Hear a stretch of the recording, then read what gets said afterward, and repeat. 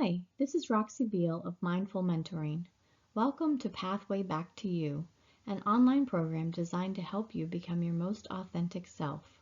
This is Chapter 1, Module 1. The first step toward living authentically is becoming self-aware. Becoming self-aware is hard to do when our minds are so busy and our bodies are riddled with the physical effects of anxiety. So in my opinion, quieting the anxiety is the first key ingredient in finding ourselves again. If we are always in survival mode, there's no room for creativity, laughter, or love, things that our truest self needs in abundance to thrive. Maybe you don't have anxiety, and if that's true, then feel free to skip this part if you'd rather. However, I'd encourage you to review some of these tools anyway, because we all have moments in our lives where the stress is more intense or we feel anxiety before an important moment, and these methods of coping can be used in so many circumstances just to provide ourselves with an emotional reset. If you are familiar with the heavy hand of anxiety, then you know how paralyzing it can be. When you are exhausted from ruminating on all the worst possible outcomes all day, then lay in bed at night thinking of all the things that you didn't get done. You lock yourself into a vicious cycle of defeat. It may seem counterintuitive to take time away from all the necessities to give yourself time to breathe, rest, and even sleep, but is instead an investment in your long-term well-being and success. When I explain my recommendations for quieting the anxiety, you're probably going to think, well, of course. You might even think these recommendations are too simple to be effective. But I can tell you from experience, the little things done frequently and consistently can make a difference. And they're also better than doing nothing when you're already tapped out on money and/or energy. Now, to be clear, I'm not a medical health, mental health, or nutrition exercise professional, and these tools are not meant to be a substitute for needed therapy, medication, or health care.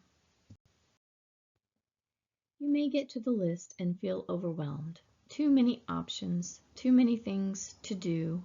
So I encourage you to listen to the entire list first and feel for which ones resonate for you. Then write down 3 exercises from the list that sound like they would be easiest for you to try this week.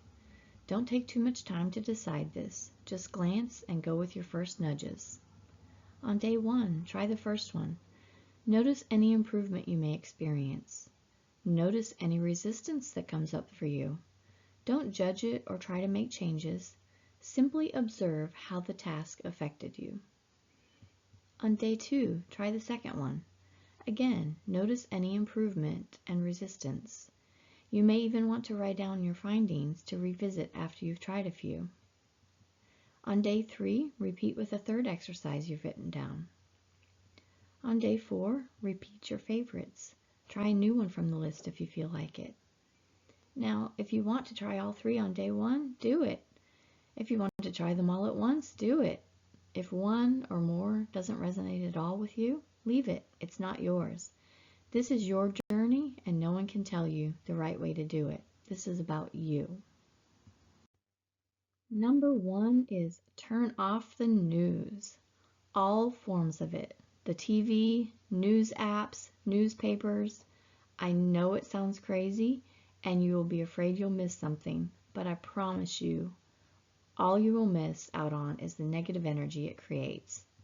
Rarely is the news sharing anything of value, and if it is, then you'll hear it from someone. You can keep your weather alerts active, but beyond that, there probably isn't anything going on in the world that you need to know about in that very moment. Number 2, go tech-free for the first and last hour of your day. Place your phone away from your bed at night so you don't automatically grab it first thing in the morning. I know it will be hard. Some days you will fail. The first few times you do it, you will realize just how addicted you are to your phone and apps. The times that you do it successfully, though, that will be worth the shift that you notice in your peace and your calm and in your ability to face your day with confidence or fall asleep with ease. Journaling and automatic writing. So some of you are probably already journaling, which is great. Don't stop anything that's already working well for you. Journaling is just writing. You can write about your day, the events that occurred, how you feel about the people and or events in your day. You can write a to-do list. You can write about the worries that keep going around in your mind. This is just an exercise to get the thoughts out of our head and into solid words. Often, as we write something, we recognize it as untrue, which allows us to move past that limiting thought, belief, or emotion. Now, even if you don't journal or don't like writing at all, you may still want to give automatic writing a try. It only takes 5 minutes, paper, and something to write with. Even a crayon that your kid left out on the table can be used. You can use a computer to type it out, but in my experience, it's much more effective when it's our hand touching the paper. This exercise is a way of tapping into your unconscious higher self. So write out the words, what do I need to know today? You may even want to say the words out loud as you write them. Write them once, twice, up to 3 times, and when your hand wants to keep writing words, let it. When it stops, read the message from your higher self. I've often received words of encouragement, epiphanies, and sometimes just guidance for how to navigate my day. Be open to whatever comes. Number 4, listen to meditation music or guided meditations. Now, don't freak out about this one. People will often tell me, I've tried meditating and I just can't do it. Or they'll say, I don't think I do it right. There is no need to meditate at this stage in the program. Maybe later, if you want to. Again, if you're already meditating, don't stop. If you're not currently meditating, just put a meditation on, close your eyes, and listen to it. When I was really stressed and full of anxiety, I would combine this with laying on my back and placing my hand on my heart. The kids may be screaming. Unless it's life or death, let them. Your mind will wander. Let it. Your mind will think of all the things you need to do. Let it. There's no wrong way to do this. You may think, I missed what they were saying. That's okay. Your subconscious mind picked it up, even if your conscious mind didn't. If you hear something that catches your ear and calls you back to the meditation, pay attention to the message of that moment. It may be meant for you. During my highest anxiety moments, I would choose a sleep meditation and just fall asleep to it, often waking more refreshed the next morning. You can choose any length of time for the meditation that feels right for you, but I highly encourage you to commit to just 5 minutes. There are several apps and meditation channels on YouTube dedicated to meditation. Find the one that works best for you. That's all. You can do it. Number 5, belly breathing. Belly breathing activates the vagus nerve and calms the nervous system by activating your relaxation response. It's easy. You can do it anywhere in the midst of a panic attack. Just place one hand on your belly, breathe in through your nose and into your belly, pushing the hand out. Slowly release the breath through the mouth as you feel your abdomen deflate. Repeat at least 3 times. If you wish to continue after 3 times, or if you feel lightheaded at all, change your exhale to just opening your mouth to naturally release the breath. No need to push the air back out. Though I believe this will always give you instant relief, if you are already a master at belly breathing, you can also try your hand at yogic or somatic breathing. If breathing resonates for you, there are many breathing methods out there for you to experiment with to see what works best for you. Number 6, hand on heart affirmations. For this one, I highly recommend skin-to-skin contact, though it's not required. You will close your eyes, if it's safe to do so, place your hand on your heart, and repeat the affirmations, I am safe, I am loved, or any other affirmations that you feel your inner child needs to hear right now. If you're not in peril in this very moment, you are indeed safe. If you are alive, you are indeed loved by someone. Embody this truth. Number 7, gratitude practice. One of the most transformational, simple practices for me was a nightly gratitude practice. In my most anxious moments, I would lay on my bed, trying to quiet my mind and my racing heart. With a hand on my heart, which isn't required, but I would start saying out loud all the things I had to be grateful for. Some days this is harder than others. Some nights I would literally say I was grateful for oxygen and the fact that I didn't have to think or plan or scrape pennies to breathe. Though my legs and feet were sore and aching, I could be grateful that I had legs, that I could walk, that my legs were capable of moving me from one place to another. Sunshine, a bed, running water. Just look around your room or your mind's eye to see what surrounds you in this moment. Say it out loud, pray it, write it down, whatever feels right to you. There are so many things to be grateful for, and a grateful heart heals an anxiety-filled one. Number 8, the mirror exercise. This exercise is surprisingly powerful and much more difficult than I anticipated. When I first heard of this exercise, I was skeptical. I look at myself in the mirror every day when I'm getting ready. How is this going to change me? The first several times I did it, I realized that as soon as I looked in the mirror, I was looking for flaws. Fix the messy hair, bags under the eyes, new zit, is that an age spot? I need to moisturize. Okay, that is not what I'm here for. Refocus, look into your eyes. The key to this is to look into your eyes until you feel something stir inside you. For your first time, maintain eye contact for at least 30 seconds. It seems like a long time, but it's not. Increase it the next time if you don't feel anything. I think I cried the first time I actually did this. My eyes looked so tired, so sad. I immediately tried to cheer me, up. Wait, I heard in my mind. Deep breath. I need to be seen, she whispered to me. That is why I'm doing this exercise. So I looked her in the eye and said, "You look sad today," and we cried.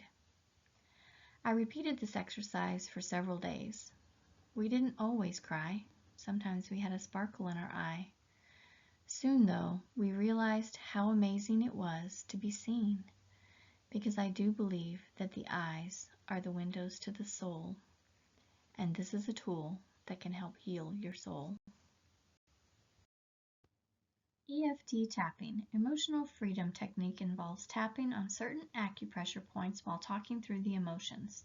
I had heard of this at different times in my life. It never really resonated that much, so I didn't try it or didn't persist beyond the first try or two. A couple of years ago, I heard it again as part of an online program I was taking.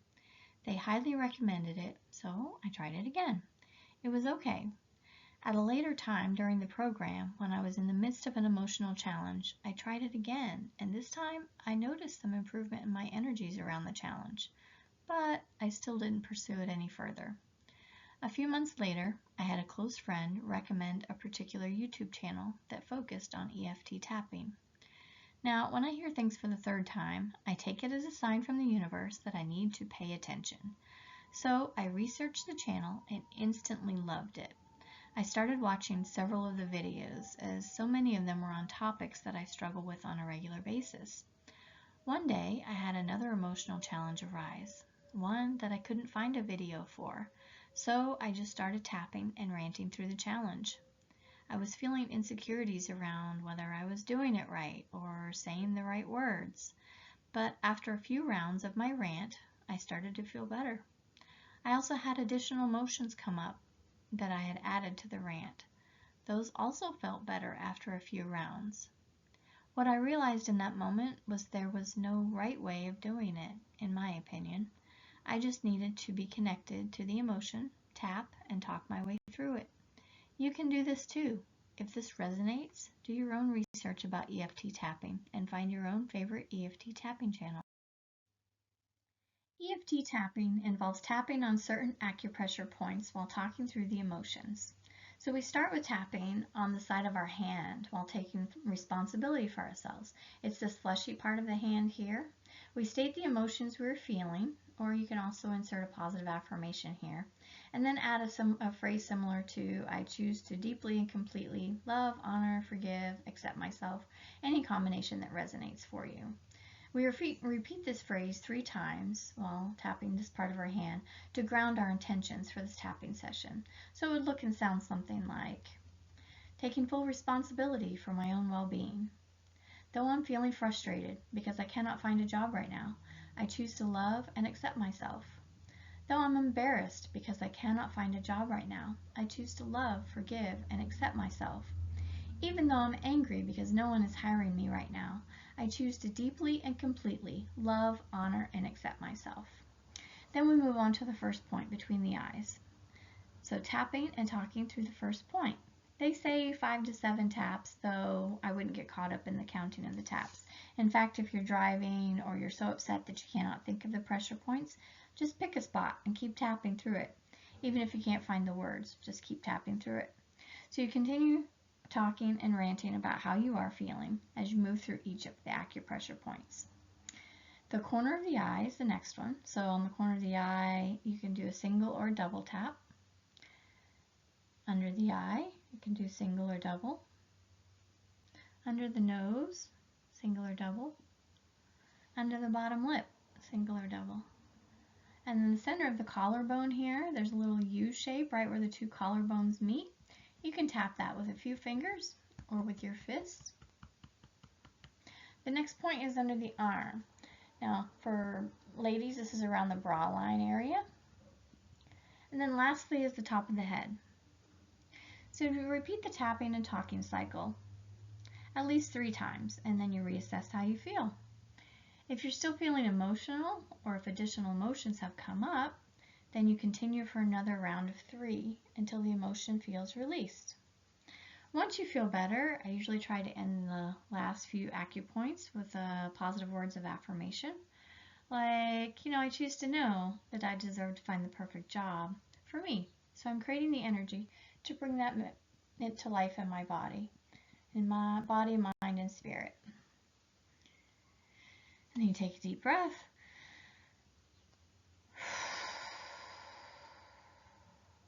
And then you're done.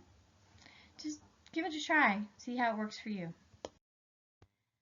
Number 10, finally, move your body. Don't worry, I'm not talking about exercise. I'm talking about raising your vibe and changing your energy by having fun and moving your body at the same time. This one is easier than you think. Put on your favorite dance song and dance in your kitchen for 3 to 5 minutes like no one is watching. Or, in my case, when no one is watching. If you have physical challenges, this can even be done sitting in a chair. Just move whatever body parts you can to the beat of the music. The bonus is that you'll have fun while you push that pesky anxiety right out. Thank you for joining me for Module 1 on your pathway back to you. If there's a specific area you would like extra help on, reach out and we can schedule a free discovery call to see if one-to-one coaching would be a good option for you. See you next time for Module 2, Recognize the Masks.